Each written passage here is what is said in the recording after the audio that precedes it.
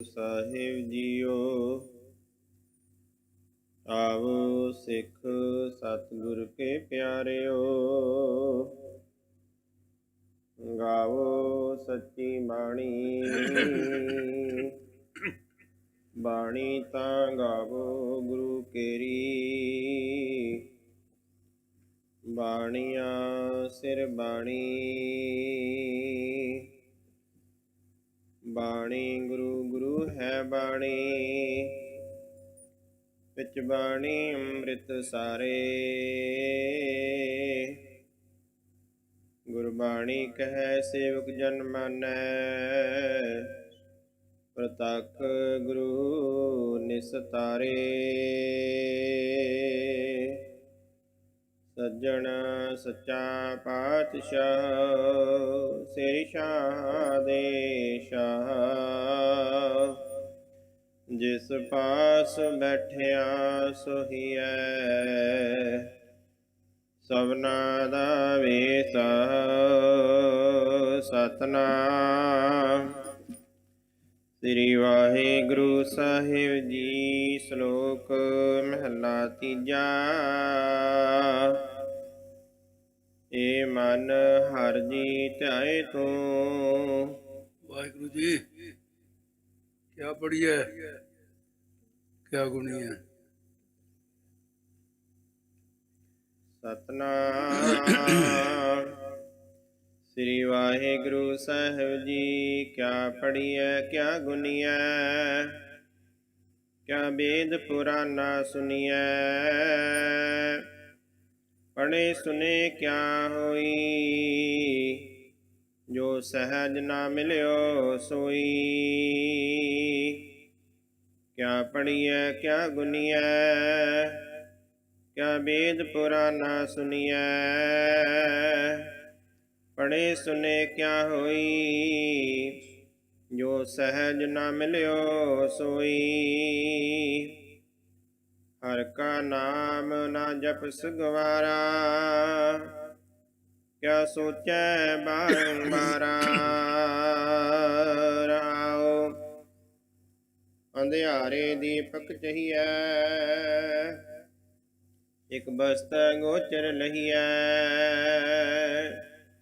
ਬਸਤੈ ਗੋਚਰ ਪਾਈ, ਘਟ ਦੀਪਕ ਰਿਹਾ ਸਮਾਈ। ਕਹਿ ਕਬੀਰ ਅਬ ਜਾਣਿਆ, ਜਉ ਜਾਣਿਆ ਤੋ ਮਨ ਮਾਨਿਆ। ਮਨ ਮਾਨੇ ਲੋਕ ਨਾ ਪਤੀਜੈ, ਨਾ ਪਤੀਜੈ ਤਉ ਕਿਆ ਕੀਜੈ। ਹਿਰਦੈ ਮਕਤ ਬਸ ਜੀ ਹੋ ਗਿਆ। ਨਾ ਪੜੀਐ ਤੋ ਕਿਆ ਕੀਜੈ।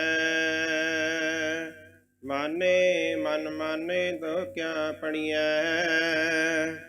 ਨਾ ਪੜੀਐ ਤੋ ਕਿਆ ਕੀਜੈ। ਵਾਹਿਗੁਰੂ ਜੀ ਕਾ ਖਾਲਸਾ, ਵਾਹਿਗੁਰੂ ਜੀ ਪਰਮ ਸਤਿਕਾਰਯੋਗ ਗੁਰੂ ਸਾਹਿਬ ਜੀ ਦੀ ਸਾਜੀ ਨਿਭਾਜੀ। ਗੁਰੂ ਸਰੂਪ ਗੁਰੂ ਖਾਲਸਾ ਸਾਧ ਸੰਗਤ ਜੀਓ, ਅੰਮ੍ਰਿਤ ਵੇਲਾ ਹੈ। ਸਤਿਗੁਰਾਂ ਦੀ ਅੰਮ੍ਰਿਤਮਈ ਬਾਣੀ ਦਾ ਕੀਰਤਨ ਸਰਵਣ ਕੀਤਾ ਹੈ। ਜੋ ਅੰਮ੍ਰਿਤ ਵੇਲੇ ਅਕਾਲ ਪੁਰਖ ਵਾਹਿਗੁਰੂ ਦੀ ਦਰਗਾਹੀ ਬਾਣੀ ਵਿੱਚ ਮੁੱਖ ਵਾਕ ਆਇਆ ਹੈ, ਉਹ ਕਬੀਰ ਸਾਹਿਬ ਜੀ ਦੀ ਅੰਮ੍ਰਿਤਮਈ ਰਸਨਾ ਸੋਂ 534 ਸ਼ਬਦ ਉਚਾਰਨ ਹੋਏ ਵੇ ਹੈ, ਜੋ ਗੁਰੂ ਗ੍ਰੰਥ ਸਾਹਿਬ 'ਚ। ਉਹਨਾਂ 534 ਸ਼ਬਦਾਂ ਦੇ ਵਿੱਚ ਇਹ ਵੀ ਇੱਕ ਸ਼ਬਦ ਹੈ ਜੋ ਸ੍ਰੀ ਗੁਰੂ ਗ੍ਰੰਥ ਸਾਹਿਬ ਜੀ ਤੇ 655 ਅੰਗ ਤੇ ਹੈ। ਸੋ ਗੁਰੂ ਕਿਰਪਾ ਕਰੇ, ਮਨ ਵੇਤੀਆਂ ਇਕਾਗਰ ਕਰੋ। ਕਈ ਵਾਰ ਐਸਾ ਹੁੰਦਾ ਹੈ ਸੁਤੇ ਸਿੱਧੇ ਹੀ ਬੰਦਾ ਘਬਰਾ ਜਾਂਦਾ ਹੈ। ਭਾਈ ਸਾਹਿਬ ਜੀ ਇਸ ਘਬਰਾਹਟ ਦੇ ਵਿੱਚ ਥੋੜਾ ਜਿਹਾ, ਹਾਲਾਂਕਿ ਜਾਣਦੇ ਆ ਪੜ੍ਹਨਾ, ਐਸੀ ਕੋਈ ਬਾਤ ਨਹੀਂ, ਕੋਈ ਅਣਜਾਣ ਨਹੀਂ ਹੈ, ਪਰ ਕਈ ਵਾਰ ਨੌਜਵਾਨ ਵੀ ਠੇਡਾ ਖਾ ਕੇ ਡਿੱਗਦੇ ਦੇਖੇ ਗਏ ਆ। ਜ਼ਰੂਰੀ ਨਹੀਂ ਕੋਈ ਬੁੱਢਾ ਹੀ ਖੜੇ, ਠੇਡਾ ਬੁੱਢਿਆਂ ਦੀ ਲੱਗੇ, ਨੌਜਵਾਨਾਂ ਦੇ ਵੀ ਲੱਗ ਜਾਂਦੇ। ਗਲਤੀ ਪੜ੍ਹਿਆਂ ਤੋਂ ਵੀ ਹੋ ਜਾਂਦੀ ਹੈ, ਅਨਪੜ੍ਹਾਂ ਤੋਂ ਵੀ ਹੋ ਜਾਂਦੀ ਹੈ। ਸੋ ਭਾਈ ਸਾਹਿਬ ਨੂੰ ਮੇਰੀ ਬੇਨਤੀ ਹੈ ਵੀ ਘਬਰਾਓ ਨਾ। ਘਬਰਾਹਟ ਦੇ ਵਿੱਚ ਤੁਸੀਂ ਜੋ ਜਾਣਦੇ ਸੀ ਉਹ ਵੀ ਭੁੱਲ ਗਏ। ਘਬਰਾਹਟ ਐਸੀ ਮਾੜੀ ਚੀਜ਼ ਹੈ, ਗੁਰੂ ਕਿਰਪਾ ਕਰੇ। ਸੋ ਆਓ ਇਹ ਸ਼ਬਦ ਦੀ ਜਿਹੜੀ ਵਿਚਾਰ ਹੈ, ਕਬੀਰ ਸਾਹਿਬ ਜੀ ਕਾਂਸ਼ੀ ਦੇ ਵਿੱਚ ਰਹੇ ਬਹੁਤ ਲੰਮਾ ਸਮਾਂ। ਉਹਨਾਂ ਦਾ ਬਾਹ ਵਿਦਵਾਨਾਂ ਦੇ ਨਾਲ ਪੈਂਦਾ ਰਿਹਾ। ਉਹਦਾ ਕਾਰਨ ਸੀ, ਇਹ ਬੋਲੋ ਨਾ ਜੀ, ਜਿਹੜੇ ਵਿਦਵਾਨ ਉਹ ਬ੍ਰਾਹਮਣ ਹੁੰਦੇ ਸੀ, ਕਿਉਂਕਿ ਵਿਦੇ ਬ੍ਰਾਹਮਣਾਂ ਦੇ ਕੋਲ ਸੀ। ਤੇ ਬ੍ਰਾਹਮਣਾਂ ਨੂੰ ਇੱਕ ਬੜੀ ਤਕਲੀਫ ਹੋ ਗਈ, ਇਹ ਕਬੀਰ ਦੀ ਇੰਨੀ ਮੰਨਤਾ ਹੋ ਰਹੀ ਹੈ ਤੇ ਸਾਨੂੰ ਕੋਈ ਪੁੱਛਦਾ ਨਹੀਂ। ਹੁਣ ਉਹ ਭਗਤੀ ਦੇ ਕਾਰਨ ਕਬੀਰ ਸਾਹਿਬ ਦੀ ਜੈ ਜੈਕਾਰ ਸੀ, ਇਸ ਲਈ ਬ੍ਰਾਹਮਣ ਕਬੀਰ ਸਾਹਿਬ ਦੇ ਦੁਆਲੇ ਹੁੰਦੇ ਹੀ ਰਹਿੰਦੇ ਸੀ। ਉਹ ਕੋਈ ਨਾ ਕੋਈ ਗੱਲ ਫੜਦੇ ਸੀ ਜਿਹਦੇ 'ਚ ਕਬੀਰ ਸਾਹਿਬ ਨੂੰ ਨੀਵਾਂ ਦਿਖਾਉਣਾ ਚਾਹੁੰਦੇ ਸੀ, ਪਰ ਜਿਸ ਦੇ ਹੋਵੇ ਬਲ ਕਦੇ ਨਾ ਹਾਰਦਾ। ਇੱਕ ਦਿਨ ਉਹ ਵਿਦਵਾਨ ਇਕੱਠੇ ਹੋ ਕੇ ਕਬੀਰ ਸਾਹਿਬ ਕੋਲ ਆਏ, ਇਹ ਸ਼ਬਦ ਦੀ ਉਥਾਨ ਕਹਿਣ ਲੱਗੇ, ਕਬੀਰ ਸਾਹਿਬ ਵੀ ਦੇਖੋ ਬਾਤ ਇਹ ਹੈ, ਜਿਹੜੇ ਉਪਦੇਸ਼ ਦੇਣ ਦਾ ਅਧਿਕਾਰ ਹੈ ਉਹ ਅਨਪੜ੍ਹ ਬੰਦੇ ਕੋਲ ਨਹੀਂ ਹੁੰਦਾ। ਤੁਸੀਂ ਅਨਪੜ੍ਹ ਹੋ, ਲੋਕਾਂ ਨੂੰ ਉਪਦੇਸ਼ ਦੇ ਕੇ ਕਿਉਂ ਗੁੰਮਰਾਹ ਕਰਦੇ? ਕਬੀਰ ਸਾਹਿਬ ਕਹਿੰਦੇ ਵੀ ਇਹ ਕਿਹਦੇ ਕੋਲ ਹੈ ਅਧਿਕਾਰ? ਕਹਿੰਦੇ ਇਹ ਸਾਡੇ ਕੋਲ ਹੈ, ਵਿਦਵਾਨਾਂ ਕੋਲ, ਜਿਨ੍ਹਾਂ ਨੇ ਵੇਦ ਪੜ੍ਹਿਆ, ਵੇਦ ਅੰਗ ਪੜ੍ਹਿਆ। ਵੇਦ ਅੰਗ ਦਾ ਮਤਲਬ ਹੁੰਦਾ ਵੇਦ ਦੇ ਖੱਟ ਅੰਗ। ਇੱਕ ਤਾਂ ਵੇਦ ਹੋ ਗਏ ਨਾ ਚਾਰੇ, ਸ਼ਾਮ ਵੇਦ, ਰਿਗ ਵੇਦ, ਯੁਜੁਰ ਵੇਦ, ਅਥਰਵਣ ਵੇਦ। ਇਹਨਾਂ ਵੇਦਾਂ ਨੂੰ ਪੜ੍ਹਨ ਤੋਂ ਪਹਿਲਾਂ ਵੇਦ ਦੇ ਖੱਟ ਅੰਗ ਸਿੱਖਿਆ, ਕਲਪ ਨਿਰੁਕਤਪਨ, ਜੋਤਿਸ਼ ਪਿੰਗਲ ਜਾਣ, ਵਿਆਕਰਨ ਬਖਾਣੀਆਂ, ਵੇਦ ਅੰਕ ਖੱਟ ਮਾਨ। ਇਹਨੂੰ ਕਹਿੰਦੇ ਵੇਦ ਵਿਦੰਗ ਪੜ੍ਹਿਆ ਹੋਵੇ, 6 ਸ਼ਾਸਤਰ ਪੜ੍ਹਿਆ ਹੋਵੇ। ਅਸੀਂ ਸਾਰੇ ਵਿਦਵਾਨ ਪੜ੍ਹੇ ਹੋਏ ਹਾਂ ਕਿ ਤੁਸੀਂ ਅਨਪੜ੍ਹ ਬੰਦੇ ਹੋ ਕੇ ਉਪਦੇਸ਼ ਦੇ ਜਾਂਦੇ। ਇਸ ਕਰਕੇ ਤੁਹਾਡੇ ਕੋਲ ਅਧਿਕਾਰ ਨਹੀਂ। ਕਬੀਰ ਸਾਹਿਬ ਕਹਿਣ ਲੱਗੇ ਦੇਖੋ ਐਸਾ ਹੈ ਵੀ ਜਿਹੜੀ ਵਿਦਿਆ ਹੈ ਇਹ ਬ੍ਰਹਮ ਦੀ ਪ੍ਰਾਪਤੀ ਵਿੱਚ ਸਹਾਇਕ ਤਾਂ ਹੈ, ਪਰ ਜੇ ਬ੍ਰਹਮ ਦੀ ਪ੍ਰਾਪਤੀ ਵਾਸਤੇ ਵਿਦਿਆ ਪੜ੍ਹੀ ਹੋਵੇ ਫਿਰ ਤਾਂ ਤੁਹਾਡਾ ਪੱਖ ਠੀਕ ਹੈ, ਨਹੀਂ ਤਾਂ ਤੁਹਾਡੇ ਵਰਗੀ ਵਿਦਿਆ ਤੋਂ ਅਨਪੜ੍ਹ ਬੰਦਾ ਚੰਗਾ ਜੀ। ਇਹ ਕਿਆ ਬਾਤ, ਉਹ ਚੰਗਾ ਕੀ? ਕਹਿੰਦੇ ਪੜ੍ਹੇ ਹੋਏ ਦੇ ਵਿੱਚ ਜੇ ਮੂਰਖਤਾਈ ਹੈ, ਦੇਖੋ ਪ੍ਰਮਾਣ ਹੈ ਨਾ, ਪੜ੍ਹਿਆ ਮੂਰਖ ਆਖੀ ਹੈ ਜਿਸ ਲੱਭ ਲੋਭ ਅਹੰਕਾਰ। ਜਿਹਦੇ ਚ ਲੱਭ ਹੈ, ਲੋਭ ਹੈ ਔਰ ਹੰਕਾਰ ਹੈ। ਤੁਹਾਡੇ ਵਿੱਚ ਮੈਂ ਸਾਰੀਆਂ ਚੀਜ਼ਾਂ ਦੇਖ ਰਿਹਾ। ਕਬੀਰ ਸਾਹਿਬ ਕਹਿੰਦੇ ਫਿਰ ਹੁਣ ਮੂਰਖਤਾ ਹੀ ਕੀ ਹੁੰਦੀ ਹੈ? ਮੂਰਖਾਂ ਦੇ ਕੋਈ ਸਿੰਘ ਤਾਂ ਨਹੀਂ ਹੁੰਦੇ ਵੀ ਪਤਾ ਲੱਗ ਜਾਵੇ ਉਹ ਸਿੰਘਾਂ ਵਾਲਾ ਹੀ ਮੂਰਖ ਹੈ, ਦੂਸਰੇ ਦੇ ਸਿੰਘ ਨਹੀਂ ਉਹ ਠੀਕ। ਮੂਰਖਤਾ ਹੀ ਆਪਣੇ ਆਪ ਦੇ ਵਿੱਚ। ਪਸ਼ੂ ਸਿੰਘ ਚੋਬਦਾ ਹੈ, ਮੂਰਖ ਬੰਦਾ ਵਿਦਿਆ ਪੜ੍ਹ ਕੇ ਦੂਸਰੇ ਦੇ ਸਿੰਘ ਮਾਰਦਾ ਸ਼ਬਦਾਂ ਦੇ। ਇਸ ਕਰਕੇ ਕਬੀਰ ਸਾਹਿਬ ਕਹਿੰਦੇ ਵੀ ਤੁਹਾਡਾ ਨਿਰਾਰਥ ਹੈ ਮੇਰੇ ਨਾਲ ਬਹਿਸ ਕਰਨੀ। ਤੁਸੀਂ ਆਪਣਾ ਕੰਮ ਕਰੋ, ਮੈਂ ਆਪਣਾ ਕਰਦਾ, ਤੁਸੀਂ ਮੇਰੇ ਦੁਆਲੇ ਕਿਉਂ ਹੋਇਆ? ਆਖੇ ਨਹੀਂ ਜੀ, ਅਨਪੜ੍ਹ ਬੰਦਾ ਜਿਹੜਾ ਹੈ ਤੇ ਉਹ ਰਹਿਣਾ ਠੀਕ ਨਹੀਂ। ਕਬੀਰ ਸਾਹਿਬ ਕਹਿੰਦੇ ਬੰਦਗੀ ਕਰੇ ਭਾਵੇਂ ਪੜ੍ਹਿਆ ਹੋਵੇ ਚਾਹੇ ਅਨਪੜ੍ਹ ਹੋਵੇ। ਜੋ ਪ੍ਰਾਣੀ ਗੋਬਿੰਦ ਧਿਆਵੈ, ਪੜ੍ਹਿਆ ਅਨਪੜ੍ਹਿਆ ਪਰਮਗਤ ਭਾਵੈ। ਗੁਰੂ ਗ੍ਰੰਥ ਸਾਹਿਬ ਦੇ ਕਹਿੰਦੇ ਨਹੀਂ ਜੀ, ਇਹ ਤਾਂ ਇਸ ਤਰ੍ਹਾਂ ਹੈ ਵੀ ਜਿਵੇਂ ਲੱਕੜ ਨੂੰ ਘੁਣ ਲੱਗ ਜਾਂਦੀ ਹੈ, ਕੀੜਾ ਲੱਗ ਜਾਂਦਾ ਹੈ, ਉਹ ਕਿਤੇ ਕਿਤੇ ਲੱਕੜ ਨੂੰ ਖਾਂਦਾ ਖਾਂਦਾ ਕੁਛ ਅੱਖਰ ਜੇ ਬਣ ਜਾਂਦੇ ਨੇ। ਇਸ ਤਰ੍ਹਾਂ ਅਨਪੜ੍ਹ ਬੰਦਾ ਕਦੇ ਕਦੇ ਕੋਈ ਗੱਲ ਠੀਕ ਕਰ ਸਕਦਾ ਹੈ, ਪਰ ਇਹ ਪ੍ਰਮਾਣ ਪੜ੍ਹੇ ਲਿਖੇ ਸੀ ਨਾ, ਪ੍ਰਮਾਣ ਦਾ। ਕਬੀਰ ਸਾਹਿਬ ਕਹਿੰਦੇ ਤੁਹਾਡੀ ਬਾਤ ਵਾਜਬ ਨਹੀਂ ਜਿਹੜੀਆਂ ਤੁਸੀਂ ਇਹ ਗੱਲਾਂ ਕਰਦੇ ਹੋ। ਪਰਮਾਤਮਾ ਦਾ ਨਾਮ ਮੁੱਖ ਹੈ। ਤੁਸੀਂ ਫਿਰ ਤੁਹਾਡੀ ਜਿਹੜੀ ਵਿਦਿਆ ਹੈ, ਤੁਸੀਂ ਪੜ੍ਹਦੇ ਹੋ ਮਾਇਆ ਵਾਸਤੇ ਵਿਦਿਆ, ਤੇ ਮਾਇਆ ਵਾਸਤੇ ਦੁਨੀਆ ਹੋਰ ਬਿਜ਼ਨਸ ਕਰਦੀ ਹੈ। ਇਹ ਤੇ ਇੱਕ ਵਪਾਰ ਕਰ ਰਹੇ ਹੋ ਤੁਸੀਂ। ਕੋਈ ਬਾਹੇ ਪੋਥੀ, ਕੋਈ ਬਾਹੇ ਖੋਤੀ। ਤੁਸੀਂ ਘੁਮਿਆਰਾਂ ਨੇ ਖੋਤੀਆਂ ਵਾਹ ਲਈਆਂ, ਤੁਸੀਂ ਪੋਥੀਆਂ ਵਾਹ ਲਈਆਂ। ਕਿੰਨਾ ਕੁ ਫਰਕ ਹੈ? ਮੈਂ ਅਨਪੜ੍ਹ ਚੰਗਾ, ਬੰਦਗੀ ਕਰਦਾ, ਧਰਮ ਦੀ ਕਿਰਤ ਕਰਦਾ, ਤੁਹਾਡੇ ਵਾਂਗੂ ਲੋਕਾਂ ਦੀ ਪੂਜਾ ਨਹੀਂ ਕਰਦਾ। ਇਹ ਬਹਿਸ ਸੀ ਕਬੀਰ ਸਾਹਿਬ ਦੇ ਨਾਲ। ਉਸ ਵੇਲੇ ਕਬੀਰ ਸਾਹਿਬ ਕਹਿੰਦੇ, ਦੇਖੋ ਵੀ ਮੈਂ ਵਿਦਿਆ ਦਾ ਖੰਡਨ ਨਹੀਂ ਕਰਦਾ, ਬ੍ਰਹਮ ਵਿਦਿਆ ਪੜ੍ਹਨੀ ਚਾਹੀਦੀ ਹੈ। ਬ੍ਰਹਮ ਵਿਦਿਆ ਬ੍ਰਹਮ ਦੇ ਮਿਲਾਣ ਦੇ ਵਿੱਚ ਸਹਾਇਕ ਹੈ, ਪਰ ਤੁਹਾਡੀ ਵਿਦਿਆ ਤਾਂ ਮਾਇਆ ਦੇ ਮਿਲਣ ਦੇ ਵਿੱਚ ਸਹਾਇਕ ਹੋਈ ਵੀ ਹੈ। ਇਸ ਕਰਕੇ ਕਿਹਾ ਐਸੀ ਵਿਦਿਆ ਨੂੰ ਪੜ੍ਹਨਾ ਹੈ, ਇਹ ਪ੍ਰਕਰਣ ਹੈ। ਇੱਥੋਂ ਕਬੀਰ ਸਾਹਿਬ ਜੀ ਸ਼ਬਦ ਉਚਾਰ ਦੇਣ, ਸੁਣੋ ਜੀ। ਕਿਆ ਪੜ੍ਹੀਐ?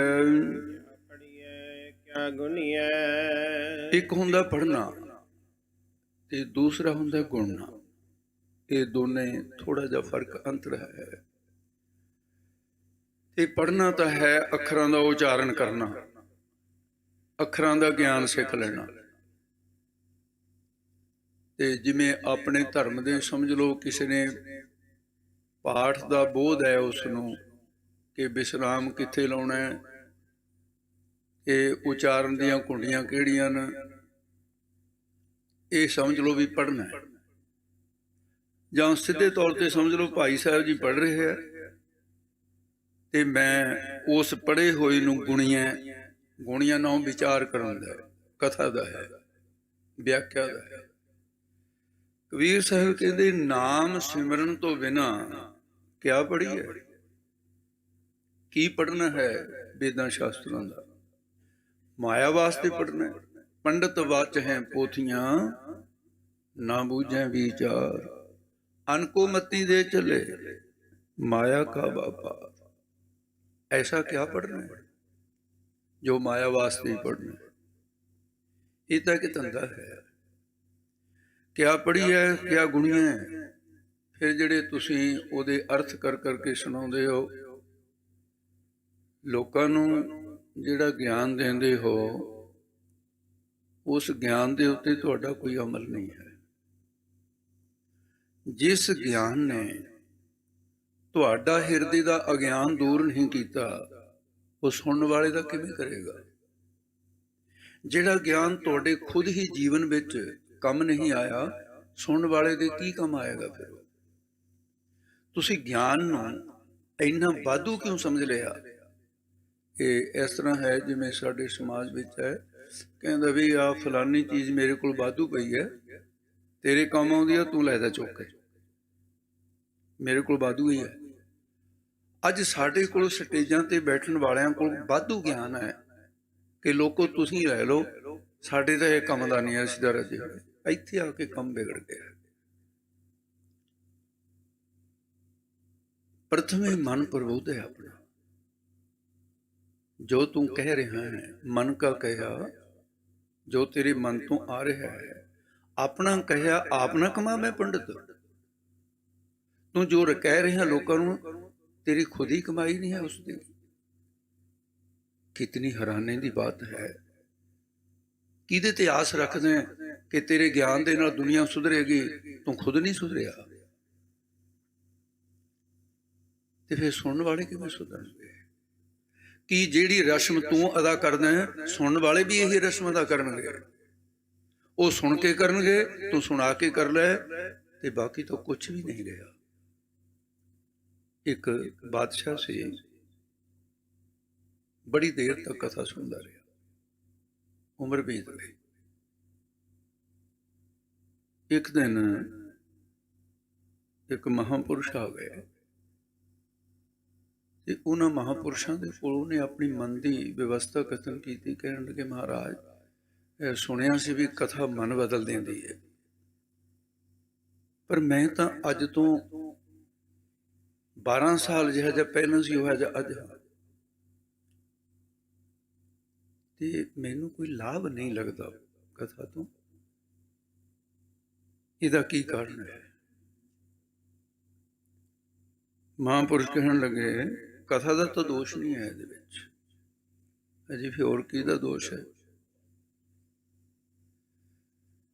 फिर कहन लगे भी बात इस तरह है, मैं तैनूं गल किसी तरीके नाल समझाउणी चाहुंदा,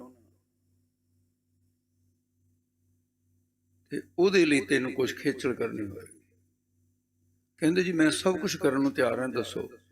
ਕਹਿੰਦੇ ਵੀ ਤੈਨੂੰ ਇੱਕ ਘੜੀ ਵਾਸਤੇ ਘੜੀ ਹੁੰਦੀ ਸੀ ਜਿਹੜੀ ਅੱਜ ਦੇ ਸਮੇਂ ਅਨੁਸਾਰ 24 ਮਿੰਟ ਦੀ, ਜਾਣੀ 24 ਮਿੰਟ। 24 ਮਿੰਟ ਦੇ ਲਈ ਤੂੰ ਰਾਜ ਮੈਨੂੰ ਦੇਣਾ ਹੋਏਗਾ। 24 ਮਿੰਟ ਤੋਂ ਬਾਅਦ ਤੂੰ ਆਪਣਾ ਰਾਜ ਸੰਭਾਲ। ਕਹਿੰਦਾ ਜੀ ਕੋਈ ਬਾਤ ਨਹੀਂ। ਇੱਕ ਘੜੀ ਕਹਿੰਦਾ ਲਿਖ ਕੇ ਦੇ ਦੇ, ਫੌਜਾਂ ਨੂੰ ਹੁਕਮ ਕਰ ਦੇ ਵੀ ਇੱਕ ਘੜੀ ਜੋ ਇਹ ਕਹਿਣਗੇ ਇਹ ਰਾਜਾ, ਇੱਕ ਘੜੀ ਵਾਸਤੇ, ਘੜੀ ਤੋਂ ਬਾਅਦ ਨਹੀਂ, ਫਿਰ ਮੈਂ ਰਾਜਾ, ਮੈਂ ਆਪਣੇ ਅਧਿਕਾਰ ਪਾ। ਪਰ ਇੱਕ ਘੜੀ ਜੋ ਵੀ ਕਹਿਣ, ਚੰਗਾ ਕਹਿਣ ਮਾੜਾ ਕਹਿਣ, ਉਹ ਤੁਸੀਂ ਸਾਰੇ ਮੁਲਕ ਨੇ ਮੰਨਣਾ ਹੈ, ਵਜ਼ੀਰਾਂ ਨੇ ਮੰਨਣਾ ਹੈ, ਸਿਪਾਹੀਆਂ ਨੇ ਮੰਨਣਾ ਹੈ, ਸਭ ਨੇ ਮੰਨਣਾ। ਲਿਖ ਦਿੱਤਾ। ਮਹਾਂਪੁਰਸ਼ ਉਹਦੀ ਰਾਜ ਦੀ ਕੁਰਸੀ ਤੇ ਬਹਿ ਕੇ ਕਹਿਣ ਲੱਗੇ, ਸਿਪਾਹੀਓ ਇਸ ਬਾਦਸ਼ਾਹ ਦੀ ਹੱਥਕੜੀ ਲਾਓ। ਲਾਉਣੀ ਪਈ। ਉਹਨੇ ਫੜਕ ਦੇ ਕੇ ਹੱਥਕੜੀ ਲਾਈ। ਇਧਰ ਖੜਾ ਕਰ ਦੋ ਇਸ ਕਚਹਿਰੇ ਜਿੱਥੇ ਮੁਜ਼ਰਮ ਖੜੇ ਹੁੰਦੇ, ਚੱਲ ਵੀ ਉਧਰ। ਰਾਜਾ ਨੇ ਕਿਹਾ ਕਿੱਥੇ ਟੰਟਾ ਖੜਾ ਕਰ ਲਿਆ ਇਹਨੂੰ, ਸਾਧ ਨੂੰ ਰਾਜ ਦੇ ਕੇ। ਮੈਨੂੰ ਕੀ ਪਤਾ ਸੀ ਵੀ ਮੇਰੀ ਹੱਥਕੜੀ ਲਾਊਗਾ, ਹੋ ਸਕਦਾ ਰਾਜ ਹੀ ਸਾਂਭ ਲਵੇ, ਤਾਂ ਗੱਲ ਹੀ ਗੜਬੜ ਹੋ ਗਈ। ਉਹਨੇ ਕਿਹਾ ਸਿਪਾਹੀਓ ਦੀ ਹਜ਼ੂਰ ਇਸ ਪੰਡਤ ਦੇ ਵੀ ਹੱਥਕੜੀ ਲਾਓ ਜਿਹੜਾ ਕਥਾ ਕਰਦਾ। ਲਓ ਜੀ, ਚਾੜਤਾ ਚੰਦ ਸਾਧ ਨੇ, ਉਹਦੇ ਵੀ ਹੱਥਕੜੀ, ਉਹਦੇ ਵੀ ਹੱਥਕੜੀ, ਦੋਨੇ ਮੁਜ਼ਰਮ ਬਣੇ।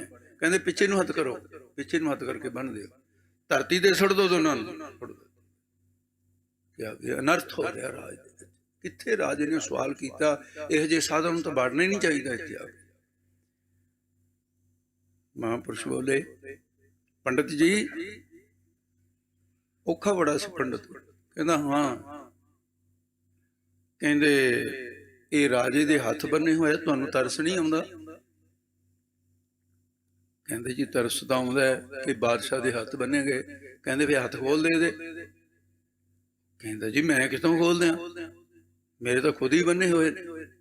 ਬਾਦਸ਼ਾਹ ਨੂੰ ਕਹਿਣ ਲੱਗੇ ਐਡਾ ਸਤਿਕਾਰਯੋਗ ਪੰਡਿਤ ਹੈ, ਕੰਸੀ ਪੜ੍ਹਿਆ ਹੋਇਆ ਵਿਦਵਾਨ ਹੈ, ਐਡਾ ਇਹਦਾ ਨਿਰਾਦਰ ਹੋ ਗਿਆ ਹੈ ਮੇਰੀ ਮੂਰਖਤਾਈ ਕਰਕੇ, ਇਹ ਤੈਨੂੰ ਤਰਸ ਨਹੀਂ ਆਉਂਦਾ? ਕਹਿੰਦੇ ਜੀ ਤਰਸ ਤਾਂ ਆਉਂਦਾ। ਕਹਿੰਦੇ ਫਿਰ ਇਹਦੇ ਤੂੰ ਖੋਲ ਦੇ। ਕਹਿੰਦਾ ਜੀ ਮੈਂ ਕਿੱਥੋਂ ਖੋਲਦਾ, ਮੇਰੇ ਕੋਲ ਹੀ ਬੰਨੇ ਹੋਏ।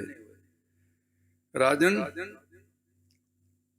ਤੇ ਮੈਂ ਜਿਹੜੀ ਗੱਲ ਤੈਨੂੰ ਸਮਝ ਆਈ ਹੈ, ਮੈਨੂੰ ਲੱਗਦਾ ਨਹੀਂ ਵੀ ਅਜੇ ਵੀ ਸਮਝ ਆਈ ਹੋਏ। ਸਿਪਾਹੀ ਉਹ ਦੋਨਾਂ ਦੀ ਹੱਥਕੜੀਆਂ ਖੋਲ ਦਿਓ। ਖੋਲ ਦਿੱਤੀ। ਇਹਨਾਂ ਨੂੰ ਸਤਿਕਾਰ ਨਾਲ ਮੇਰੇ ਬਰਾਬਰ ਉੱਚੇ ਥਾਂ ਤੇ ਬਿਠਾ ਦਿਓ। ਬਿਠਾ ਦਿੱਤਾ। ਕਹਿਣ ਲੱਗੇ ਪੰਡਤ ਜੀ ਅਗਿਆਨ ਦੇ ਬੰਧਨਾਂ ਚ ਤੂੰ ਵੀ ਬੰਨਿਆ ਹੋਇਆ ਕਥਾ ਕਰਨ ਲੱਗਾ, ਰਾਜਾ ਵੀ ਬੰਨਿਆ ਹੋਇਆ, ਤੂੰ ਬੰਨਿਆ ਹੋਇਆ ਰਾਜੇ ਦੇ ਕੋਲੋਂ ਮਾਇਆ ਲੈਣ ਵਾਸਤੇ ਕਥਾ ਕਰਦਾ, ਬ੍ਰਹਮ ਗਿਆਨ ਵਾਸਤੇ ਨਹੀਂ। ਬੋਲ ਸੱਚ? ਕਹਿੰਦਾ ਜੀ ਬਿਲਕੁਲ ਸੱਚ। ਬਾਦਸ਼ਾਹ ਤੂੰ ਲੋਕਾਂ ਤੇ ਚੰਗਾ ਕਹਾਉਣ ਵਾਸਤੇ ਕਥਾ ਸੁਣਦਾ ਹੈ ਕਿ ਬਾਦਸ਼ਾਹ ਧਰਮੀ ਹੈ, ਬ੍ਰਹਮ ਗਿਆਨ ਵਾਸਤੇ ਇੱਕ ਦਿਨ ਵੀ ਕਥਾ ਨਹੀਂ ਸੁਣੀ। ਕਿਆ ਪੜੀ ਹੈ, ਕਿਆ ਗੁਣੀ ਹੈ, ਕੀ ਕਰੋਗੇ ਐਸੀ ਕਥਾ, ਕੀ ਕਰੋਗੇ ਸੁਣ ਕੇ, ਕੀ ਕਰੋਗੇ ਸੁਣਾ ਕੇ। ਇਹ ਪ੍ਰਕਰਨ ਹੈ ਖੈਰ ਬਹੁਤ ਗੁਰੂ ਘਰ ਦੇ ਪ੍ਰਕਰਨਾਂ ਦੇ ਵਿੱਚ ਇੱਕ ਵੱਖਰੀ ਕਿਸਮ ਦਾ ਆਨੰਦ ਦੇਣ ਵਾਲਾ ਪ੍ਰਕਰਨ ਹੈ। ਆਓ ਅੱਗੇ ਜਿਸ ਪ੍ਰਕਾਰ ਆ ਰਹੀ ਹੈ ਅੱਗੇ ਬੋਲੋ। ਕਿਆ ਵੇਦ ਪੁਰਾਨਾ ਸੁਣੀਐ। ਇਹ ਰੌਲ ਕਾਹਨੂੰ ਬਦਲਣੀ ਸੀ, ਆਪਾਂ ਚਲਾ ਦੇਣਾ ਸੀ ਕੰਮ। ਉਹ ਤਾਂ ਵਿਚਾਰੇ ਜਗਤੇ ਨੇ ਉਹ ਕਹਿਤਾ ਸੀ ਇਸ ਤਰ੍ਹਾਂ, ਤੇ ਉਹ ਕਈ ਵਾਰੀ ਨਾ ਬੰਦਾ ਘਬਰਾ ਜਾਂਦਾ ਹੈ, ਹੋ ਜਾਂਦਾ ਇਸ। ਕਿਆ ਪੜ੍ਹੀਐ ਕਿਆ ਗੁਣੀਐ, ਕਿਆ ਵੇਦ ਪੁਰਾਨਾ ਸੁਣੀਐ। ਵੇਦ ਚਾਰਨ ਉਹਨਾਂ ਦਾ ਅਧਿਐਨ ਕਰਨਾ, ਇਹ ਚਲੋ ਕੁਛ ਸ਼ੌਕ ਵੀ ਹੁੰਦਾ ਹੈ, ਵਿਦਿਆ ਸ਼ੌਕ ਤੋਂ ਬਿਨਾਂ ਨਹੀਂ। ਮੈਨੂੰ ਇਸ ਗੱਲ ਦਾ ਬੜਾ ਮਾਣ ਹੈ ਵੀ ਸਾਡੇ ਜਥੇ ਦੇ ਇੱਕ ਵਿਦਿਆਰਥੀ ਨੇ ਚਾਰੇ ਵੇਦ ਪੜ੍ਹੇ,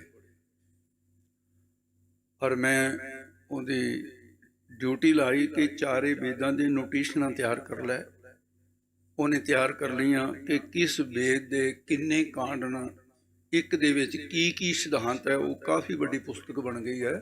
ਉਹ ਇਸ ਕੰਮ ਤੇ ਲੱਗਿਆ। ਸਾਡਾ ਜਥੇ ਦੇ ਵਿੱਚ ਵੱਖਰੇ ਵੱਖਰੇ, ਜਿਵੇਂ ਤੁਹਾਡੇ ਪਰਿਵਾਰ ਦੇ ਜੀ ਕੰਮ ਕਰਦੇ ਆ, ਇਹ ਵਿਦਿਆ ਦੇ ਖੇਤਰ ਵਿੱਚ ਵੱਖਰੇ ਵੱਖਰੇ ਲੱਗੇ ਹੋਏ ਆ। ਤੇ ਉਹਦੇ ਜਦੋਂ ਸਿਧਾਂਤ ਮਿਲਾਈਦਾ ਕਿ ਵਾਹਿਗੁਰੂ ਕਿਰਪਾ ਕਰੇ, ਨਿਚੋੜ ਇਹੀ ਨਿਕਲਦਾ ਹੈ, ਚਾਰੇ ਵੇਦ, 6 ਸ਼ਾਸਤਰ, 18 ਪੁਰਾਣ, 52 ਉਪਨਿਸ਼ਦਾਂ, ਕੁਰਾਨ, ਅੰਜੀਲ, ਤੌਰੀਤ, ਜ਼ਬੂਰ, ਬਾਈਬਲ, ਗੀਤਾ, ਸਾਰੇ ਧਾਰਮਿਕ ਗ੍ਰੰਥ ਸਤਿਕਾਰਯੋਗ ਹਨ। ਪਰ ਸ੍ਰੀ ਗੁਰੂ ਗ੍ਰੰਥ ਸਾਹਿਬ ਜੀ ਦੀ ਬਾਣੀ ਦਾ ਕੋਈ ਮੁਕਾਬਲਾ ਨਹੀਂ। ਸਭ ਨਾਦ ਭੇਦ ਗੁਰਬਾਣੀ, ਇਹ ਸਭ ਤੋਂ ਉੱਤਮ ਹੈ। ਤੋ ਇਸ ਕਰਕੇ ਕਿਆ ਪੜ੍ਹੀ ਹੈ, ਕਿਆ ਗੁਣੀਆਂ, ਕਿਆ ਵੇਦ ਪੁਰਾਣਾ, ਕੀ ਚਾਰੇ ਵੇਦਾਂ ਦੇ ਪਾਠਾਂ ਨੂੰ ਸੁਣਨਾ, ਪੁਰਾਣਾਂ ਨੂੰ ਵਿਚਾਰਨਾ। ਕਹਿੰਦੇ ਵੇਦਾਂ ਦੇ ਵਿੱਚ 80,000 ਵੇਦ ਦੀ ਸੁਰਤੀ ਕਰਮ ਕਾਂਡ ਦੀ ਆ, ਕੀ ਪੜ੍ਹਨਾ ਕਰਮ ਕਾਂਡ ਦੀਆਂ ਗੱਲਾਂ ਨੂੰ। 16,000 ਉਪਾਸਨਾ ਕਾਂਡ ਦੀ ਆ, ਕੀ ਪੜ੍ਹਨਾ ਦੇਵੀ ਦੇਵਤਿਆਂ ਦੀ ਉਪਾਸਨਾ ਨੂੰ। 4,000 ਸ਼ਲੋਕ ਹੈ ਤੁਹਾਡੇ ਵੇਦਾਂ ਦਾ, ਇਹਦਾ ਸੁਰਤੀਆਂ ਦਾ ਜਿਹੜਾ ਗਿਆਨ ਦਾ ਕਥਨ ਕਰਦਾ ਹੈ। ਪੁਰਾਣਾਂ ਦੇ ਵਿੱਚ ਲੰਮੀਆਂ ਲੰਮੀਆਂ ਕਹਾਣੀਆਂ, ਅੱਧੀਆਂ ਮਿਥਿਆ ਅੱਧੀਆਂ ਸੱਚੀਆਂ। ਫਿਰ ਕੀ ਸੁਣਨਾ ਨਾਮ ਤੋਂ ਬਿਨਾਂ? ਨਾਮ ਤੋਂ ਬਿਨਾਂ ਵੇਦਾਂ ਦਾ ਪੜ੍ਹਨਾ ਕੀ ਹੈ? ਨਾਮ ਤੋਂ ਬਿਨਾਂ ਪੁਰਾਣਾਂ ਦਾ ਸੁਣਨਾ ਕੀ ਹੈ?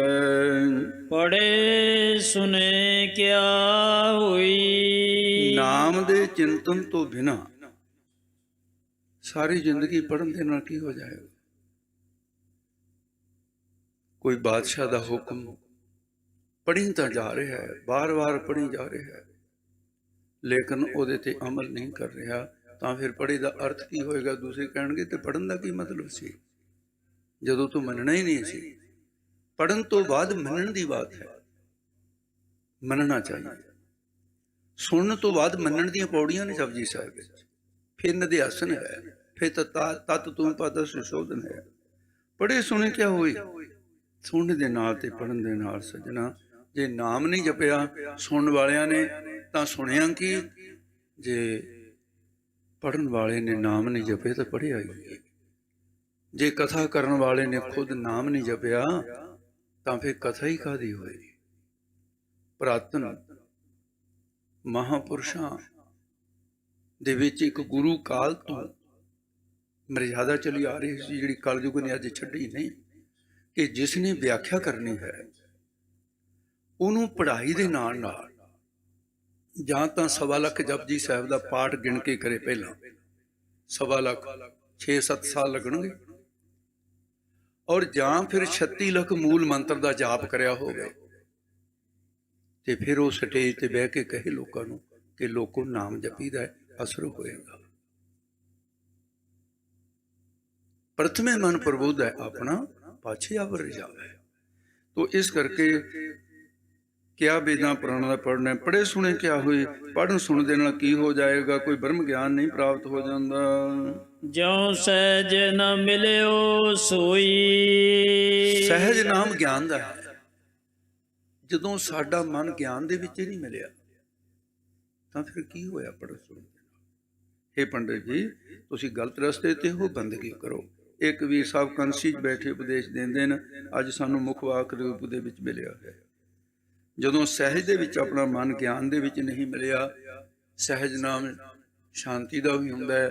ਜਦੋਂ ਮਨ ਦੇ ਵਿੱਚ ਨਾਮ ਜਪ ਕੇ ਸ਼ਾਂਤੀ ਹੀ ਨਹੀਂ ਆਈ ਤਾਂ ਪੜ੍ਹਨਾ ਸੁਣਨਾ ਕਿਸ ਅਰਥ ਹੋਇਆ? ਹਰ ਕਾ ਨਾਮ ਨ ਜਪਸ ਗਵਾਰਾ। ਕਬੀਰ ਸਾਹਿਬ ਨੇ ਫਿਰ ਹੁਣ ਉਹ ਇੰਨੀ ਅਪਮਾਨ ਕਰਦੇ ਸੀ, ਤਾੜਨਾ ਕਰਦੇ ਸੀ, ਕਬੀਰ ਸਾਹਿਬ ਵੀ ਪੈ ਗਏ ਉਹਨਾਂ ਨੂੰ। ਕਹਿੰਦੇ ਹਰ ਕਾ ਨਾਮ ਨਾ ਜਪਸ ਗਵਾਰਾ। ਤੁਸੀਂ ਸਾਨੂੰ ਕਹਿੰਦੇ ਹੋ ਇਹ ਚੂੜੇ ਨੇ, ਚਮਿਆਰ ਨੇ, ਜਲਾਏ ਨੇ, ਗਵਾਰ ਨੇ। ਗਵਾਰ ਤਾਂ ਤੁਸੀਂ ਸਿੱਧ ਹੋ ਰਹੇ ਹੋ। ਗਵਾਰ ਨਾ ਮੂਰਖ ਦਾ ਹੁੰਦਾ ਹੈ। ਜਿਹੜਾ ਨਾਮ ਨਹੀਂ ਜਪਦਾ ਉਹ ਤੋਂ ਵੱਡਾ ਮੂਰਖ ਕਿਹੜਾ ਹੋਏਗਾ? ਹੋਰ ਕਿਉਂ ਨਹੀਂ ਜਪੋ? ਜਪਣ ਦੇ ਨਾਲ ਹੀ ਕਲਿਆਣ ਹੋਏਗੀ। ਕਿਉਂ ਨਹੀਂ ਜਪਦੇ ਹੋ? ਕਿਆ ਸੋਚ ਹੈ ਬਾਰੰਬਾਰਾ। ਇਹ ਗੱਲ ਸੁਣ ਕੇ ਪੰਡਿਤ ਕੁਝ ਸੋਚੀ ਪੈ ਗਏ, ਕੋਈ ਕੁਛ ਚਿਰ ਤਾਂ ਨਾ ਉਤਰੀ ਨਾ ਆਇਆ। ਕਬੀਰ ਸਾਹਿਬ ਕਹਿੰਦੇ ਸੋਚ ਕੀ ਰਹੇ ਹੋ? ਸੋਚਣ ਦਾ ਵਿਸ਼ਾ ਨਹੀਂ, ਜਪੋ ਹੁਣ ਤੋਂ ਹੀ, ਕੱਲ ਤੋਂ ਨਹੀਂ, ਅੱਜ ਤੋਂ ਨਹੀਂ, ਹੁਣ ਤੋਂ। ਕਬੀਰ ਕਾਲ ਕਰੰਤਾ ਅਵ ਕਰ, ਅਵ ਕਰਤਾ ਸੋਇ ਤਾਲ। ਪਾਛੇ ਕਛੂ ਨਾ ਹੋਏਗਾ ਜੋ ਸਿਰ ਪਰ ਆਵੇ ਕਾਲ। ਹੁਣੇ ਜਪੋ। ਕੀ ਵਾਰ-ਵਾਰ ਸੋਚਦੇ ਹੋ ਕਿ ਮੈਂ ਨਾਮ ਜਪਾਂ ਨਾ ਜਪਾਂ? ਨਹੀਂ, ਸਵਾਸ ਜਾ ਰਹੇ ਨੇ, ਜਪਣਾ ਸ਼ੁਰੂ ਕਰੋ। ਰਹਾਉ ਅਸਾਈ ਦੇ ਕੇ ਫਰਮਾਉਂਦੇ ਹਨ ਜੀ, ਅੰਧਿਆਰੇ ਦੀਪਕ ਚਹੀਐ। ਕਹਿਣ ਲੱਗੇ ਬਈ ਪੰਡਤ ਜਨੋ, ਵਿਦਿਆ ਚਾਨਣਾ ਹੈ, ਗਿਆਨ ਬ੍ਰਹਮ ਗਿਆਨ ਜਿਹੜਾ ਹੈ, ਤੇ ਇਹ ਨਾਮ ਜਪੇ ਤੋਂ ਜਿਹੜਾ ਗਿਆਨ ਹੋਏਗਾ ਉਹ ਹਿਰਦੇ ਦਾ, ਜਿੱਥੇ ਕੋਈ ਚੀਜ਼ ਲੱਭਣੀ ਹੋਵੇ ਚਾਨਣਾ ਉੱਥੇ ਚਾਹੀਦਾ। ਇਸ ਕਰਕੇ ਹਿਰਦੇ ਦੇ ਵਿੱਚ ਅਗਿਆਨ ਹੈ, ਉੱਥੇ ਗਿਆਨ ਦਾ ਦੀਵਾ ਜਗਾਉਣਾ ਚਾਹੀਏ। ਉਹ ਨਾਮ ਤੋਂ ਬਿਨਾਂ ਜਗੇ ਨਾ ਨਹੀਂ। ਉਸ ਦੀਵੇ ਦੇ ਵਿੱਚ ਅੰਤਸ਼ਕਰਨ ਦਾ ਦੀਵਾ ਹੈ, ਉਹਦੇ 'ਚ ਪ੍ਰੇਮ ਦਾ ਤੇਲ ਪਾਉਣਾ ਪਏਗਾ, ਸ਼ਰਧਾ ਦੀ ਬੱਤੀ ਪਾਉਣੀ ਪਏਗੀ। ਤੇ ਫਿਰ ਗਿਆਨ ਗੁਰੂ ਦੇ ਕੋਲੋਂ, ਜੋ ਜਗ ਦਾ ਦੀਵਾ ਹੈ ਗੁਰੂ, ਉਹਦੇ ਨਾਲ ਅੰਤਸ਼ਕਰਨ ਜੋੜਨਾ ਪਏਗਾ, ਤਾਂ ਫਿਰ ਭੀਤਰ ਦੇ ਵਿੱਚ ਚਾਨਣਾ ਹੋ ਜਾਏਗਾ। ਅੰਧਿਆਰੇ ਦੀਪਕ ਚਾਹੀਦਾ ਹੈ, ਇਹ ਬ੍ਰਹਮ ਗਿਆਨ ਦਾ ਦੀਵਾ ਚਾਹੀਦਾ ਹੈ ਅੰਦਰ ਜਗਣਾ। ਉਹ ਨਾਮ ਤੋਂ ਜਗੇਗਾ। ਇਕ ਬਸਤ ਅਗੋਚਰ ਲਹੀਐ, ਤੇ ਇੱਕ ਅਗੋਚਰ ਵਸਤੂ ਕਿਹੜੀ ਹੈ? ਜਿਹੜੀ ਗੋਚਰੇ ਨਹੀਂ ਹੈ, ਜਾਣੀ ਜਿਹੜੀ ਲੱਭੀ ਨਹੀਂ ਹੈ, ਲੁਕੀ ਹੋਈ ਹੈ। ਉਹ ਕੀ? ਆਤਮਾ। ਤੂੰ ਹਿਰਦੇ ਗੁਪਤ ਬਸੇ ਦਿਨ ਰਾਤੀ, ਤੇਰਾ ਭਾਵ ਨਾ ਬੁਝੇ ਗੁਬਾਰੀ। ਤੇ ਉਹ ਫਿਰ ਅਗੋਚਰ ਵਸਤੂ ਹੈ ਆਤਮਾ, ਉਹਦੀ ਸਿਖਿਆਤਾ ਕਰ ਹੋਏਗੀ, ਲਹੀ ਹੈ, ਗਿਆਨ ਦੁਆਰਾ ਪ੍ਰਾਪਤ ਹੋਏਗਾ। ਘਰ ਦੇ ਵਿੱਚ ਅੰਧਕਾਰ ਹੋਵੇ, ਆਪਣੀਆਂ ਰੱਖੀਆਂ ਚੀਜ਼ਾਂ ਨਹੀਂ ਲੱਭਦੀਆਂ, ਲੱਭਦਿਆਂ ਮੂੰਹ ਮੱਥਾ ਫੁੱਟਦਾ। ਜਦੋਂ ਦੀਵਾ ਜਗ ਜਾਏ, ਸਿੱਧਾ ਉੱਥੇ ਹੀ ਪਹੁੰਚਦਾ ਵੀ ਆਹ ਪਈ ਆ ਫਲਾਣੀ ਚੀਜ਼। ਆਤਮਾ ਦੀ ਲਖਤਾ ਉਸੇ ਵੇਲੇ ਹੋ ਜਾਂਦੀ ਹੈ ਜਦੋਂ ਗਿਆਨ ਦਾ ਦੀਵਾ ਜਗਦਾ ਹੈ। ਪਰ ਨਾਮ ਤੋਂ ਬਿਨਾਂ ਜਿਹੜਾ ਗਿਆਨ ਹੈ ਉਹ ਇੱਕ ਅਗਿਆਨ ਦਾ ਹੀ ਹਿੱਸਾ ਹੈ, ਜਾਣਕਾਰੀ ਜਿਹੜੀ ਹੈ ਅਮਲ ਨਹੀਂ ਹੈ। ਇਸ ਕਰਕੇ ਉਹ ਵਸਤੂ ਅਗੋਚਰ ਜਿਹੜੀ ਹੈ ਆਤਮਾ ਹੈ, ਉਹਨੂੰ ਪ੍ਰਾਪਤ ਕਰ ਲਈਦਾ। ਬਸਤ ਅਗੋਚਰ ਪਾਈ, ਜਦੋਂ ਆਤਮਾ ਰੂਪੀ ਅਗੋਚਰ ਵਸਤੂ ਸੀ, ਜਿਹੜੀ ਨੇਤਰਾਂ ਦੇ ਗੋਚਰੇ ਨਹੀਂ ਸੀ, ਕੰਨਾਂ ਦੇ ਗੋਚਰੇ ਨਹੀਂ ਸੀ, ਜੀਭ ਦੇ ਗੋਚਰੇ ਨਹੀਂ ਸੀ, ਕਰਮ ਇੰਦਰੀਆਂ ਗਿਆਨ ਇੰਦਰੀਆਂ ਦੇ, ਇਹਨਾਂ ਤੇ ਉਹ ਗੋਚਰ ਸੀ, ਉਹ ਪਾ ਲਈ। ਉਹਨਾਂ ਨੇਤਰਾਂ ਦੇ ਨਾਲ ਵੇਖ ਲਿਆ, ਛੇ ਅੱਖੜੀਆਂ ਬਿਆਨ ਜਿਹਨੀ ਡੁੱਸਣ ਦੋਗਾ, ਉਹ ਨੇਤਰ ਮਿਲ ਗਏ ਵੈਰਾਗ ਵਿਵੇਕ ਦੇ। ਜਦੋਂ ਵਸਤੂ ਗੋਚਰ ਪਾ ਲਏ, ਘਟ ਦੀਪਕ ਰਿਹਾ ਸਮਾਈ, ਜਦੋਂ ਕੋਈ ਵਸਤੂ ਲੱਭ ਜਾਏ, ਫਿਰ ਦੀਵਾ ਭਾਵੇਂ ਬੁਝਾ ਵੀ ਦਈਏ, ਕਿਉਂ ਜੋ ਮਿਲਣਾ ਸੀ ਉਹ ਤਾਂ ਮਿਲ ਗਿਆ ਚਾਨਣੇ ਤੋਂ। ਵੇਦ ਸ਼ਾਸਤਰਾਂ ਦੇ ਬ੍ਰਹਮ ਗਿਆਨ ਦੁਆਰਾ, ਵੇਦਾਂ ਦੀ ਪੜ੍ਹਾਈ ਇਸ ਵਾਸਤੇ ਸੀ, ਇਹ ਗਿਆਨ ਇਸ ਵਾਸਤੇ ਸੀ ਕਿ ਨਾਮ ਮਿਲ ਜਾਏ। ਜਦੋਂ ਨਾਮ ਮਿਲ ਗਿਆ, ਫਿਰ ਪੜ੍ਹਾਈ ਕਿਸ ਅਰਥ ਜੋ ਕੁਛ ਕਰ ਰਹੇ ਹੋ। ਵਸਤੂ ਗੋਚਰ ਪਾਈ, ਘਟ ਦੀਪਕ ਰਹਿਆ ਸਮਾਈ। ਦੂਸਰਾ ਅਰਥ, ਜਦੋਂ ਘਟ ਹਿਰਦੇ ਦੇ ਅੰਦਰ ਗਿਆਨ ਸਮਾ ਰਿਹਾ ਹੈ, ਦੀਪਕ ਗਿਆਨ ਨੂੰ ਸਮਝਣਾ, ਗਿਆਨ ਦਾ ਦੀਵਾ ਘਰ ਦੇ ਵਿੱਚ ਸਮਾ ਰਿਹਾ ਹੈ, ਤਾਂ ਫਿਰ ਵਸਤੂ ਗੋਚਰ ਪਾਈ, ਵਾਹਿਗੁਰੂ ਦੀ ਪ੍ਰਾਪਤੀ ਹੋ ਗਈ। ਕਹਿ ਕਬੀਰ ਅਬ ਜਾਣਿਆ, ਕਬੀਰ ਸਾਹਿਬ ਜੀ ਕਹਿੰਦੇ, ਅਬ ਹੁਣ ਇਹ ਮਨੁੱਖਾ ਸਰੀਰ ਵਿੱਚ ਅਸੀਂ ਤਾਂ ਜਾਣ ਲਿਆ ਪਰਮਾਤਮਾ ਨੂੰ, ਤੇ ਅਬ ਹੁਣ ਤੁਸੀਂ ਵੀ ਜਾਣ ਲਓ। ਜੇ ਅੱਜ ਮੇਰੇ ਕੋਲ ਆਇਓ, ਇਸ ਬਹਾਨੇ ਹੀ ਸਹੀ, ਕਬੀਰ ਦਾ ਅਪਮਾਨ ਕਰਨ ਦੇ ਬਹਾਨੇ ਤੁਸੀਂ ਮੇਰੇ ਕੋਲ ਆਇਓ, ਤਾਂ ਜਾਂਦੇ ਜਾਂਦੇ ਇਹ ਗੱਫਾ ਰੱਬ ਦੇ ਨਾਮ ਦਾ ਲੈ ਜਾਓ। ਪੰਡਤਾਂ ਨੂੰ ਉਪਦੇਸ਼ ਦਿੱਤਾ, ਸ਼ਰਮਸ਼ਾਰ ਹੋ ਗਏ, ਹੋਰ ਤੋਂ ਕੋਈ ਗੱਲ ਆਈ ਨਹੀਂ। ਤਾਂ ਫਿਰ ਉਹ ਕਬੀਰ ਸਾਹਿਬ ਨੂੰ ਕਹਿੰਦੇ ਨੇ, ਕਹਿੰਦੇ ਵੀ ਗੱਲ ਇਸ ਤਰ੍ਹਾਂ ਹੈ, ਅਨਪੜ੍ਹ ਹੋਣ ਕਰਕੇ ਕਬੀਰ ਤੇਰਾ ਗਿਆਨ ਨੂੰ ਨਹੀਂ ਸਾਰੇ ਲੋਕ ਨਹੀਂ ਮੰਨਣਗੇ, ਕੀ ਫਾਇਦਾ ਹੈ ਜਿਹੜਾ ਤੂੰ ਇਸ ਤਰ੍ਹਾਂ ਕਰੀ ਜਾਂਦਾ। ਇਹਦਾ ਉੱਤਰ ਦਿੰਦੇ ਨੇ ਫਿਰ, ਜਬ ਜਾਣਿਆ ਤਉ ਮਨ ਮਾਨਿਆ, ਜਦੋਂ ਅਸੀਂ ਪਰਮਾਤਮਾ ਨੂੰ ਜਾਣ ਲਿਆ ਤੇ ਸਾਡਾ ਮਨ ਉਹਦੇ ਤੇ ਮੰਨ ਗਿਆ, ਨਿਸ਼ਚਾ ਹੋ ਗਿਆ, ਸਾਨੂੰ ਫਿਰ ਸੰਸਾਰ ਦੀ ਕੋਈ ਪਰਵਾਹ ਨਹੀਂ, ਕੋਈ ਸਾਡੀ ਗੱਲ ਮੰਨੇ ਜਾਂ ਨਾ ਮੰਨੇ, ਅਸੀਂ ਆਪਣੇ ਆਨੰਦ ਵਿੱਚ ਹਾਂ। ਮਨ ਮਾਨੇ ਲੋਗ ਨਾ ਪਤੀਜੈ, ਜਦੋਂ ਸਾਡਾ ਭਗਤੀ ਤੇ ਮਨ ਮੰਨ ਗਿਆ, ਲੋਕਾਂ ਦਾ ਭਗਤੀ ਤੇ ਮਨ ਨਹੀਂ ਮੰਨਿਆ, ਮਨ ਮਾਨੇ ਲੋਗ ਨਾ ਪਤੀਜੈ, ਨਹੀਂ ਪਤੀਜਦੇ, ਨਹੀਂ ਵਿਸ਼ਵਾਸ ਕਰਦੇ ਮੇਰੇ ਤੇ ਤੇਰੇ ਵਰਗੇ ਪੰਡਤ ਲੋਕ, ਤਾਂ ਨਾ ਕਰਨ, ਮੈਨੂੰ ਕੀ ਘਾਟੇ ਦੀ ਬਾਤ ਹੈ। ਨਾ ਪਤੀਜੈ ਤਉ ਕਿਆ ਕੀਜੈ, ਨਾ ਪਤੀਜੈ ਤਉ ਕਿਆ ਕੀਜੈ, ਕਹਿੰਦੇ ਜੇ ਨਹੀਂ ਮੇਰੇ ਤੇ ਭਰੋਸਾ ਕਰਦੇ, ਤਾਂ ਫਿਰ ਉਹਨਾਂ ਮਨਮੁਖਾਂ ਦਾ ਮੈਂ ਕੀ ਕਰਾਂ। ਉਹਨਾਂ ਨੂੰ ਘਾਟਾ ਹੋਊਗਾ ਜਿਹੜੇ ਨਾਮ ਨਹੀਂ ਜਪਦੇ, ਮੈਨੂੰ ਦੱਸ ਕੀ ਘਾਟਾ ਪੜਦੀ ਹੈ। ਨਾ ਭਤੀਜਾ ਤਉ ਕਿਆ ਕੀਜੈ, ਤੇ ਕੀ ਕੀਤਾ ਜਾਵੇ ਫਿਰ। ਨਹੀਂ ਕੋਈ ਮੂਰਖ ਮੰਨਦਾ, ਮਾਂ ਬਾਪ ਵੀ ਕਹਿੰਦਾ ਮੈਂ ਹੁਣ ਕੀ ਕਰਾਂ, ਜਦੋਂ ਮੰਨਦਾ ਹੀ ਨਹੀਂ ਮੇਰਾ ਪੁੱਤਰ। ਉਸਤਾਦ ਵੀ ਕਹਿੰਦਾ ਮੈਂ ਹੁਣ ਕੀ ਕਰਾਂ, ਵਿਦਿਆਰਥੀ ਮੰਨਦੇ ਹੀ ਨਹੀਂ। ਉਹ ਕਹਿੰਦੇ ਨਹੀਂ ਮੰਨਦੇ, ਮੈਨੂੰ ਕੀ ਘਾਟੇ ਵਾਲੀ ਹੈ। ਫਿਰ ਅੱਕ ਕੇ ਮਾਂ ਪਿਓ ਕਹਿੰਦਾ ਜਾ ਡਿੱਗ ਜਿਹੜੇ ਖੂਹ ਚ ਡਿੱਗਣੇ, ਜੇ ਤੂੰ ਮੰਨਦੇ ਹੀ ਨਹੀਂ ਧੱਕੇ ਖਾ। ਤੋ ਇਸ ਕਰਕੇ ਕਬੀਰ ਸਾਹਿਬ ਨੇ ਜਦੋਂ ਕਿਹਾ, ਫਿਰ ਪੰਡਤਾਂ ਨੂੰ ਕੁਝ ਥੋੜਾ ਜਿਹਾ ਗਿਆਨ ਹੋਇਆ ਤੇ ਅੱਜ ਮੁੱਖ ਵਾਕ ਦੇ ਅੱਖਰ ਥੋੜੇ ਸੀ, ਸਿਧਾਂਤ ਬਹੁਤਾ ਸੀ।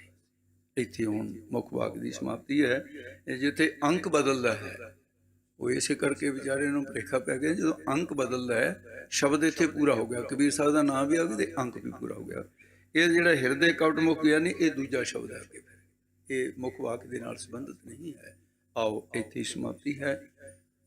ਭੁੱਲਾਂ ਚੁੱਕਾਂ ਦੀ ਖਿਮਾ ਕਰਨੀ ਜੀ। ਸਤਿਗੁਰੂ ਮਹਾਰਾਜ ਸਾਹਿਬ ਪਿਛਲੀ ਤੁਕ ਬੋਲਦੇ ਜੀ। ਕਹਿ ਕਬੀਰ ਅਬ ਜਾਣਿਆ, ਜਬ ਜਾਣਿਆ ਤੋ ਮਨ ਮਾਨਿਆ। ਮਨ ਮਾਨੇ ਲੋਗ ਨਾ ਪਤੀਜੈ, ਨਾ ਪਤੀਜੈ ਤੋ ਕਿਆ ਕੀਜੈ। ਹੇ ਗੋਬਿੰਦ ਹੇ ਗੋਪਾਲ ਹੇ ਦਇਆਲ ਲਾਲ, ਪ੍ਰਾਣਨਾਥ ਅਨਾਥ ਸਖੇ ਦੀਨ ਦਰਦ ਨਿਵਾਰ। ਹੇ ਸਮਰੱਥ ਅਗਮ ਪੂਰਨ ਮੋਹਿ ਮਯ ਤਾਰ। ਅੰਧਕੂਪ ਮਹਾ ਭਿਆਨ ਨਾਨਕ ਪਾਰ ਉਤਾਰ। ਆਏ ਪ੍ਰਭ ਸਰਨਾਗਤੀ ਕਿਰਪਾ ਨਿਧ ਦਇਆਲ। ਏਕ ਅਖਰ ਹਰ ਮਨ ਵਸਤ ਨਾਨਕ ਹੋਤ ਨਿਹਾਲ। ਵਾਹਿਗੁਰੂ ਨਾਮ ਜਹਾਜ ਹੈ ਚੜੇ ਸੋ ਤਰੇ। ਜੋ ਸਰਦਾ ਕਰ ਸੇਵਦੇ ਪਾਰ ਉਤਾਰ। ਜੋ ਸਰਦਾ ਕਰ ਸੇਵਦੇ ਪਾਰ ਉਤਾਰ। ਸਾਧ ਸੰਗਤ ਜੀ, ਇਹਨਾਂ ਗੁਰਮੁਖਾਂ ਨੂੰ ਵੀ ਬੇਨਤੀ ਹੈ, ਉਹ ਆਪਣੇ ਆਪ ਨੂੰ ਹੀਣ ਭਾਵਨਾ ਜੀ ਨਾ ਪ੍ਰਗਟ ਕਰਨ ਆਪਣੇ ਹਿਰਦੇ 'ਚ। ਕੋਈ ਬਾਤ ਨਹੀਂ ਹੈ। ਸੋ ਤੇ ਸਿੱਧ ਜੇ ਉਹਨਾਂ ਦੇ ਕੋਲੋਂ ਐਸਾ ਹੋ ਗਿਆ ਤੇ ਸੰਗਤ ਵੀ ਮਾਫ ਕਰੇ। ਉਹ ਘਬਰਾਹਟ ਦੇ ਵਿੱਚ ਉਹਨਾਂ ਦੇ ਕੋਲੋਂ ਅੱਖਰ ਇੱਧਰ ਉੱਧਰ ਹੋ ਗਿਆ ਤੇ ਉਹਨਾਂ ਦੇ ਲਈ ਵੀ ਅਰਦਾਸ ਹੈ, ਮਹਾਰਾਜ ਉਹਨਾਂ ਨੂੰ ਅੱਖਰਾਂ ਦਾ ਦਾਨ ਬਖਸ਼ ਕਰੋ, ਕਿਰਪਾ ਕਰੋ। ਤਾਂ ਭਾਈ ਇਹ ਐਸਾ ਨਹੀਂ ਹੈ ਜੇ ਕਿਤੇ ਜੱਟ ਦੀ ਪਜਾਲੀ ਟੁੱਟ ਜਾਏ ਖੇਤੀ ਥੋੜ੍ਹੀ ਛੱਡ ਜਾਂਦਾ ਉਹ। ਇਸ ਕਰਕੇ ਤਕੜਾ ਹੋਣ ਦੀ ਲੋੜ ਹੈ। ਵਾਹਿਗੁਰੂ ਜੀ ਕਾ ਖਾਲਸਾ, ਵਾਹਿਗੁਰੂ ਜੀ ਕੀ ਫਤਿਹ।